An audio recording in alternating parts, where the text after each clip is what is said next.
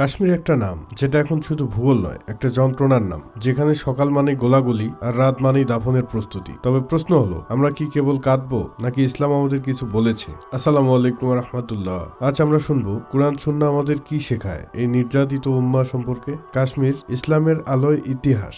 1400 শতকে সুফি আলিম মীর সাইয়দ আলী হামদানি রহমতুল্লাহ আলায় ইসলামের আলো নিয়ে আসেন কাশ্মীরে। এই ভূমিতে তখন থেকেই গড়ে ওঠে এক শান্তিপূর্ণ মুসলিম সমাজ। কিন্তু আজ এই ভূমিতে আল্লাহ আকবার বলা অপরাধ। পবিত্র কোরআনের এক বাণী, জালিমরা যা করছে আল্লাহ তা অবহেলা করছে না। সূরা ইব্রাহিম আয়াত 42। কাশ্মীরে দিনে দিনে বাড়ছে অত্যাচার, মসজিদে তালা, কোরআন পড়ানো মহিলাদের উপর জুলুম, শিশুর চোখে গুলি। এই কি সেই ভারত যার জন্য এক সময় গাজাওয়াতুল হিন্দ হাদিসে এসেছে?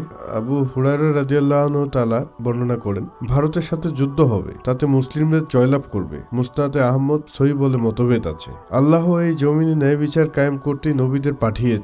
কাশ্মীর আমাদের ইমানের পরীক্ষার জায়গা। আমরা কি করব? প্রথমত দোয়া করা। রাসূল সাল্লাল্লাহু আলাইহি বলেছেন, মুসলমানের ভাই, সে তার উপর জুলুম হতে দেখলে সাহায্য করবে। মুসলিম।